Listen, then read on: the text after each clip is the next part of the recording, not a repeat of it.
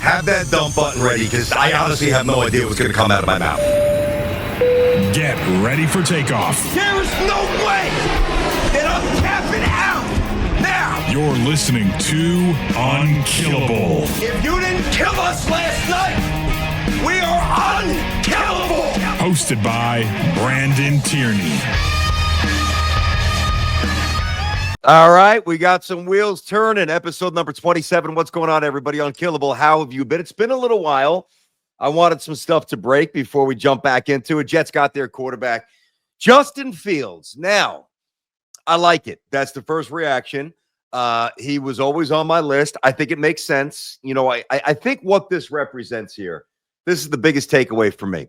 This represents a shift, and I think a smart one, in perception. I don't want to say, well, also a little bit on the philosophical side, but certainly from a perception perspective. If you remember, I think it was the last pod or maybe the one before that, but one of the things that I was saying about Aaron, who I love the hire, love how he's projected, love what he said, love his energy, think he's going to be really good. Now he's just got to go out there and do it. But I was trying to, little caution here, and all right, let's not guns a-blazing. Like, for once, can we take the side door? It's usually, all right, Jets are a hard, they hire Rex and not kissing Belichick's rings, and Jets are on Hard Knocks, and, well, the Jets need a quarterback because they've got a really good roster. Let's get Rodgers, Super Bowl. Like, it's always from 0 to a million, and it never works out. I like this. So and again, I know why Aaron was projecting, because he said several times, we're going to win, we're going to win, we're going to win. Which sounds good now, but you're not ready to win. And I wanted Aaron to, I want him to get a really fair shake. I want all things to be considered even. And I think, though, it's not really what you say, it's what you do.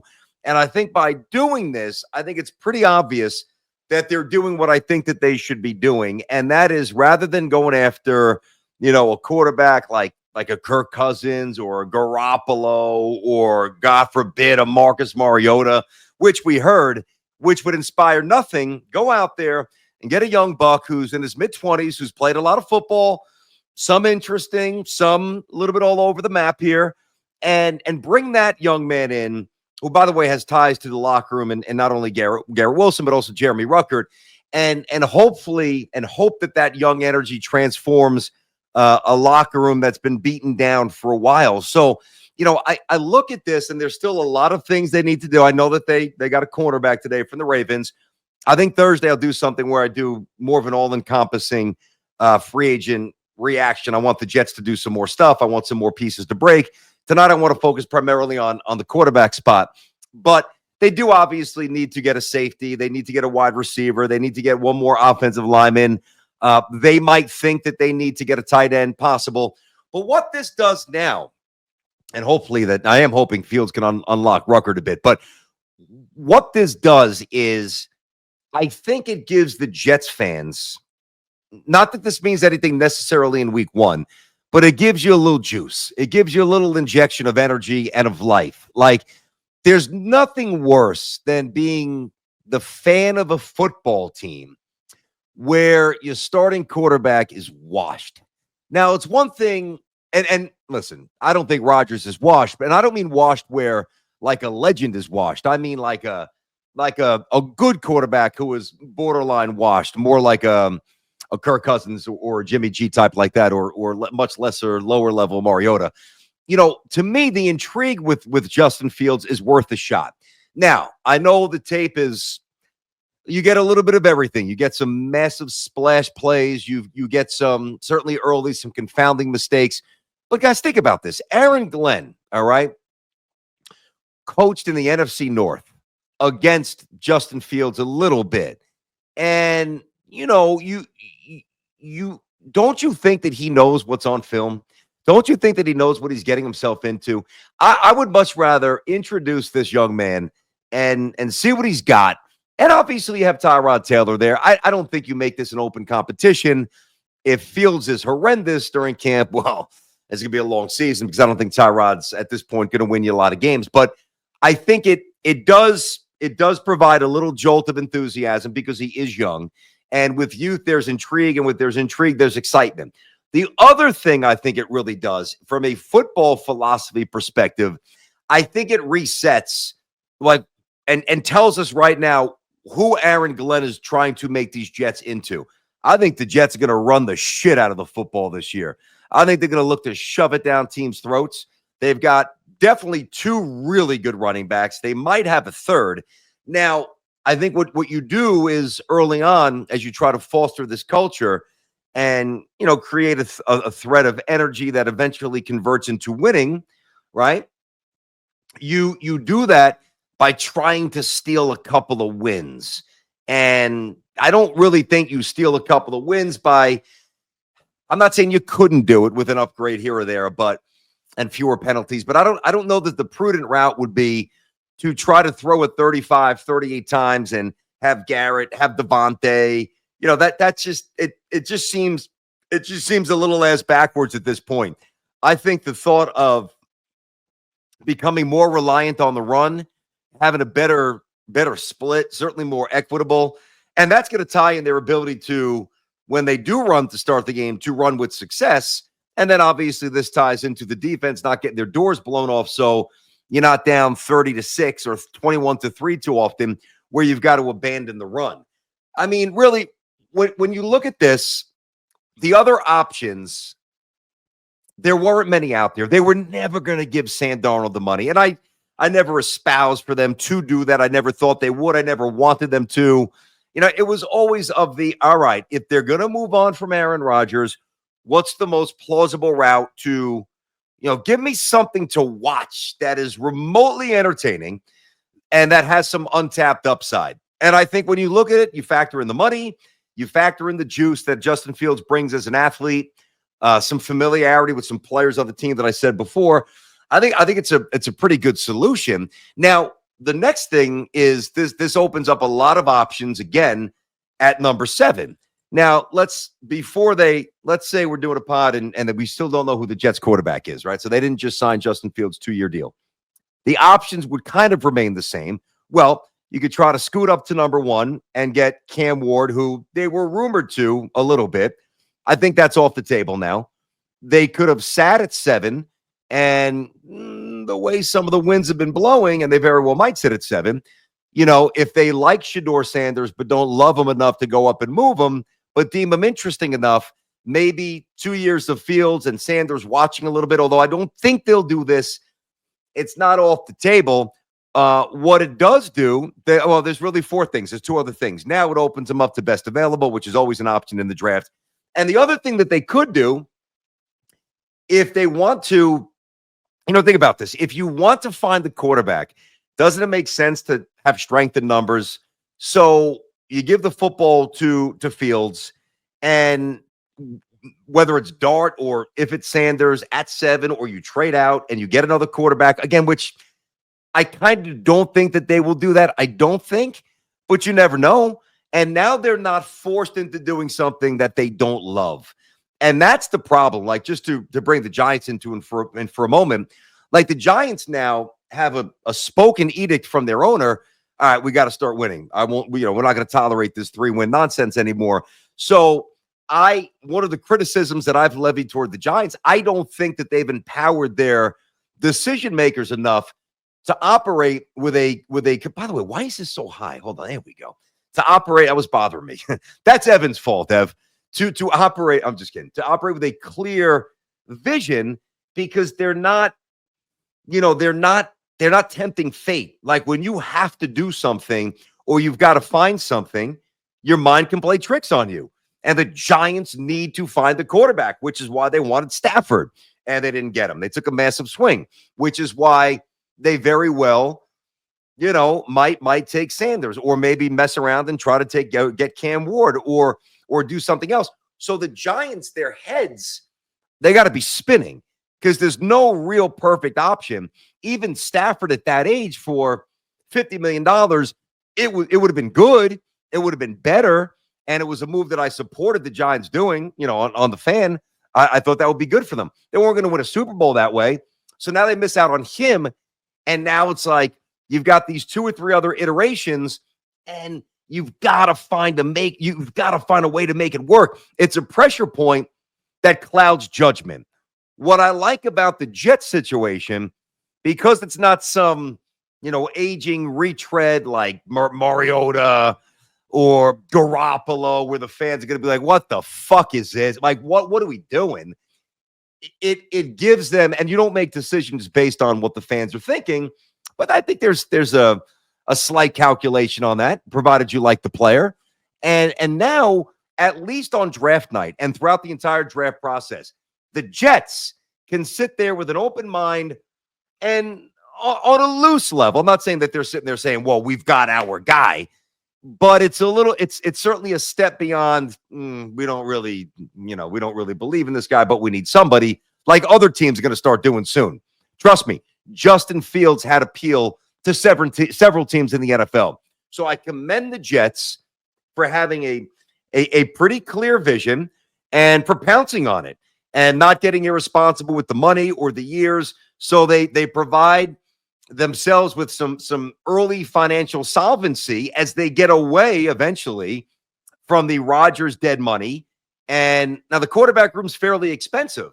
You got Fields making 20, and Tyrod, I believe, is at 5 or 6, and whatever, the money that you obviously have to disperse over probably the second year they'll punt to it and split that with Rodgers. That's a lot of money for maybe a slightly above average quarterback. But I think it really taps into their mindset of they are preparing to play a very different way. It wouldn't surprise me if they try to replicate Rex's style from, 2010, 2011, 2009, 2010, 2011, or, the first couple of years of Rex when it was really good, and have a lights out defense and run the football. The difference is that Mark Sanchez was not running. Now, he wasn't stuck in concrete, but he wasn't making people miss in the open field.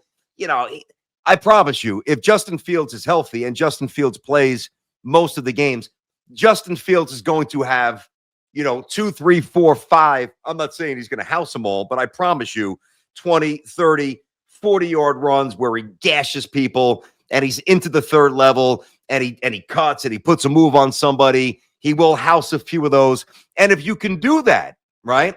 If you could do that and kind of conserve the clock a little bit, and where you maximize each possession, what do you get? It depends on the day, but 9 or 10 different series from an offensive perspective, and cut down the penalties and force some turnovers a little bit. Now you've at least got a template to compete. Okay, you've got the makings of a team that is going to be in a lot of games, which means you got to solve the kicking situation. Once again, it's nothing, so that's a problem. But I really do like it. I think that you're going to see an energetic Glenn. I think you're going to see a feisty, fiery, athletic Justin Fields. And I myself don't see the need to, go big swinging for another big name wide receiver. I think that right now that day's over. I don't know that you need two massive receivers like the Wilson and Devontae Adams experiment. I don't think you need that. I prefer, let's say over the course of, I'm just throwing out a number here. Let's say 60 snaps, right?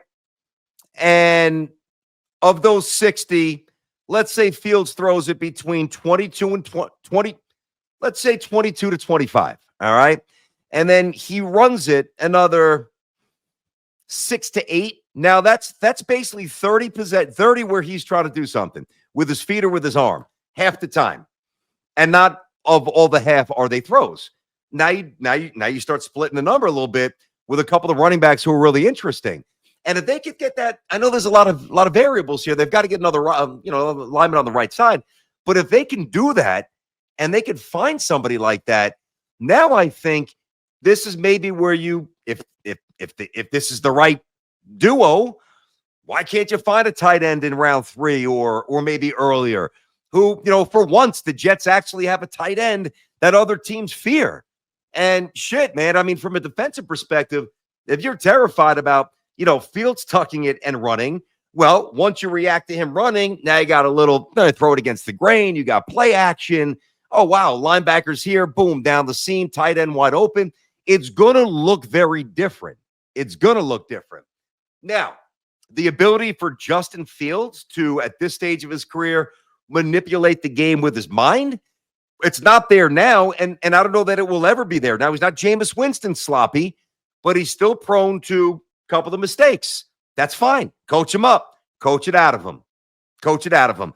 Like when I hear, and this happened when I got off the air today, so I didn't even have a reaction on the fan yet. If we would have, and we'll do this tomorrow, if we were to take calls, like say if it broke at 10:10 and the first 2 hours, well, we'd have to get to Garrett Cole. Oh, God. Oh, what a miserable fucking spring for the Yankees. Can he just get to opening day already? My God. But if Fields was the main topic, right, I would guess, let me see how well I know my Jet brethren. I think I know you guys pretty well.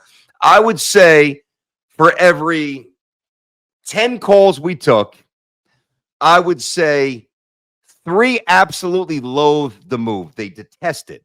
They can't stand it. Completely against it. I would say 5 like it, like strong, good move, solid. And then I think the other 2 would be more favorable than not. I think that this is a move that should be fairly, I'm not saying over the top, fairly well received by Jet fans. And for those of you who are contrary to that, which I respect, I want to know what you would have done.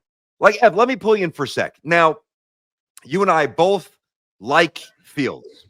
Yeah. You brought him up on the last pod. I brought him up before. We have both viewed him as highly viable.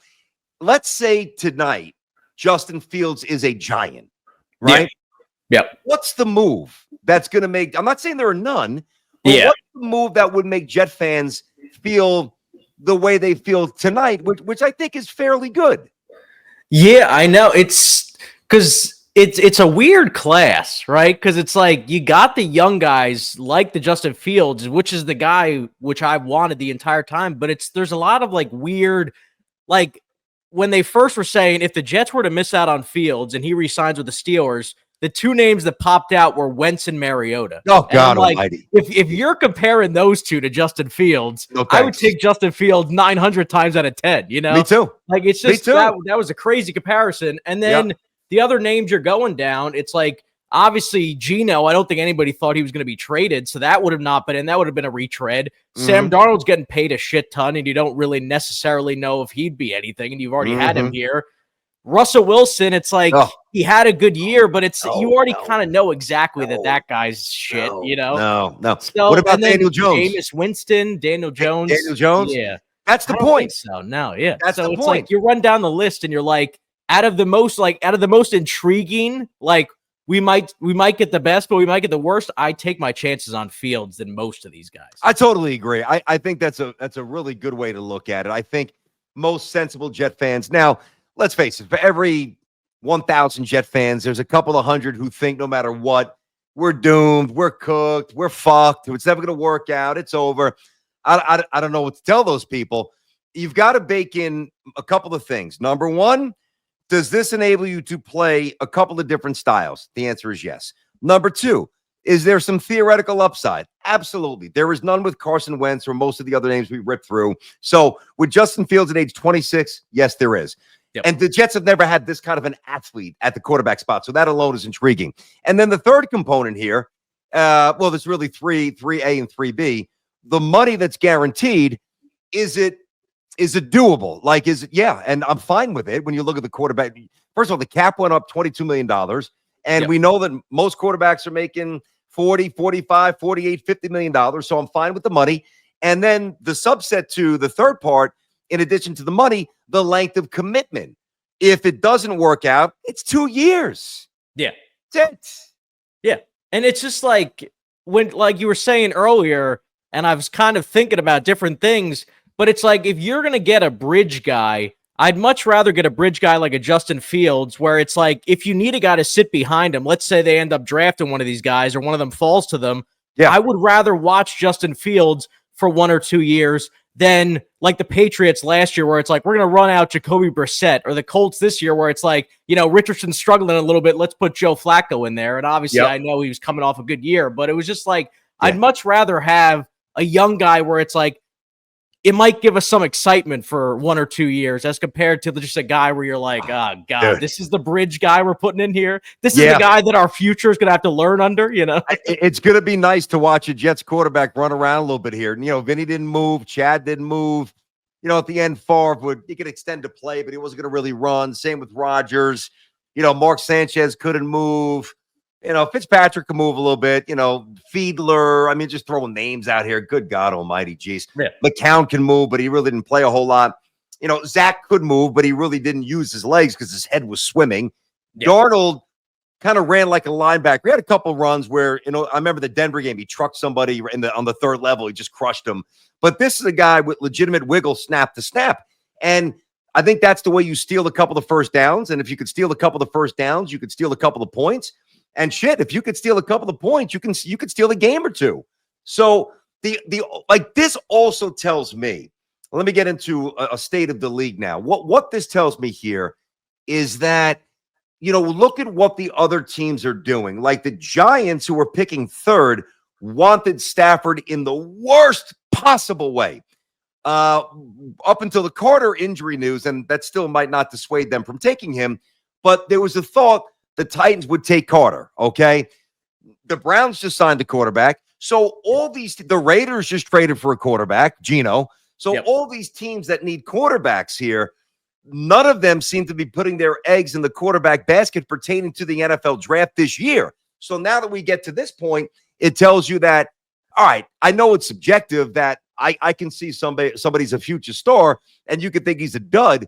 But generally, when there's so many teams kind of seeing the same thing, which is what they're seeing based on the moves that they're making, tells me, all right, so should Sanders ain't it? And to move up from where the Jets are and from where the Raiders were at 6 to get to 1 to what it's going to take to take Cam Ward, who's also not a given, it's probably not a risk worth exploring. Now, one more thing. I still think that, boy, I'm still inclined to think the Jets could trade out of 7. I really am. I am. And I'm intrigued by that. If it's, oh man, let's just say Sanders is sitting there at 7. Yeah. If he's sitting there at 7, because he's dropping, what are we doing at 7? If he's there, what do we do? I know. I know you got to answer the phone. Yeah. You got to answer the phone. Definitely got to answer the phone. Do you consider drafting him?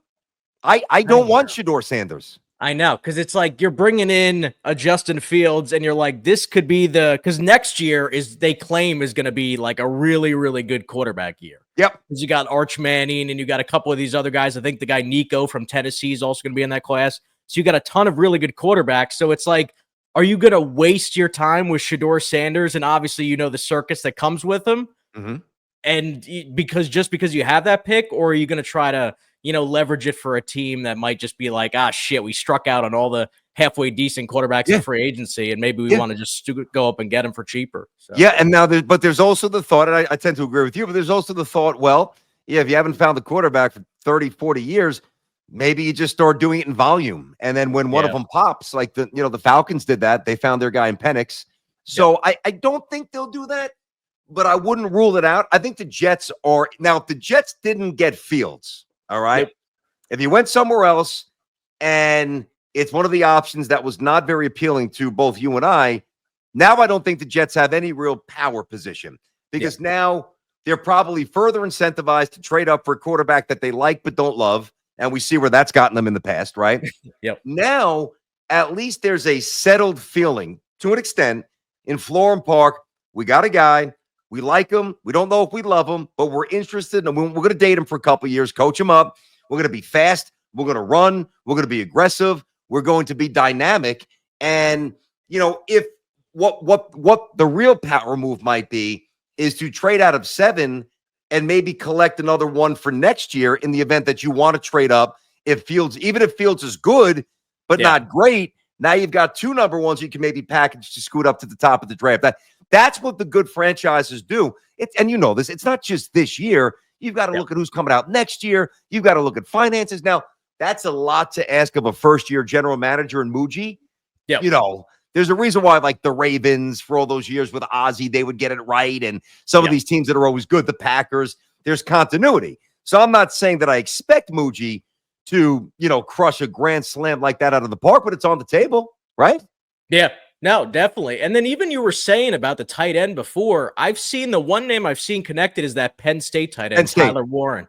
Yeah. So, I mean, I know that they missed out on Brock Bowers last year, and granted, Fashion New's been pretty good. So, maybe you could just, it's kind of like you're going to have to find out a couple more years down the road who really stays healthy and who stays good. Yep. But, I mean, if Warren is what you think he might be, and you want to just have, Garrett Wilson, and obviously reconnected with Ohio State with Fields, and then have Tyler Warren over the top, and then not worry about getting, like a Cup or any of those guys that come on the board, I think that might be, another decent move. So. Yeah, I'm very interested here. DJ Reed, no surprise, he's gone. And he didn't play as well last year. He was hurt a little bit, so I'm fine with that.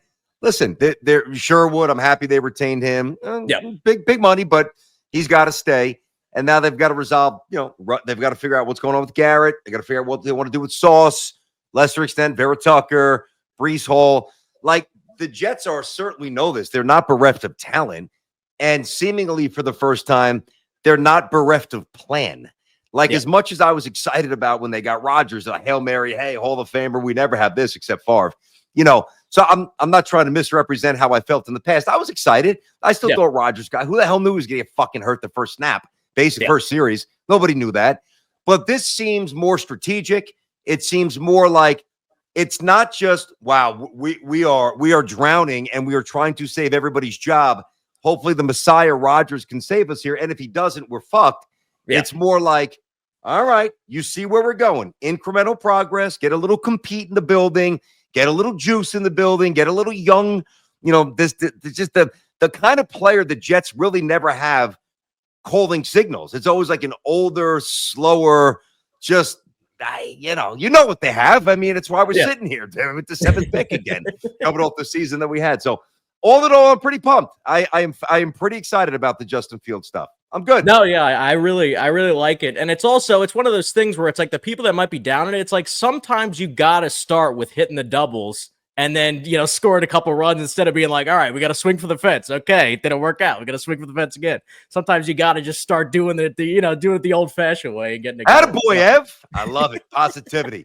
Hey, listen, if you guys think that no matter what they do, it's I don't know what to tell you, except that I feel sorry for you. That that's it. Like, it's been my fate up until this point, but that doesn't mean I'm signing up for it terminally. I mean, I'm going to go down kicking and screaming. And to me, every year represents change. Every year represents a possibility. Now, once the season starts, if Justin Fields is throwing, 2 picks a game, I'm going to light him up. I'm going to go nuts. But right now, reacting to one of their first big move. Well, the first big move was not bringing back Rodgers. Their first proactive incoming move. I like it. I think you guys should like it as well. Hopefully the next couple of days yield some good names. The thing about free agency gets a little tricky. We all want the splash. We want the receiver, want the defensive end. Oh, trade for Reddick and do this. Come on. We've seen where this gets us. Go for reinforcements. Get some depth in the third level. They know what they need to do. They know that, listen, the 4 positions, I said it before, even though they got a corner today, probably one more corner, a safety, definitely a receiver, probably a tight end, unless they really like Ruckert and they think that this can open things up a little bit, whatever. But at least there seems to be a roadmap to us, an early roadmap to us sitting there and at least getting hopefully competitive, but I think at the very least exciting, modern, current football. All right. Rather than hoping, a 40-year-old can save us, and it never works. So episode 27 in the books. I appreciate you guys. Make sure you catch me every day on the Fan, Monday through Friday from 10 to 2 with Sal. I'll be back either Thursday or Friday. I got to see what happens with the free agency. All in all, good start. I like it. Muji, Glenn, I think you did good. All right. We'll talk to you guys soon. Bye-bye.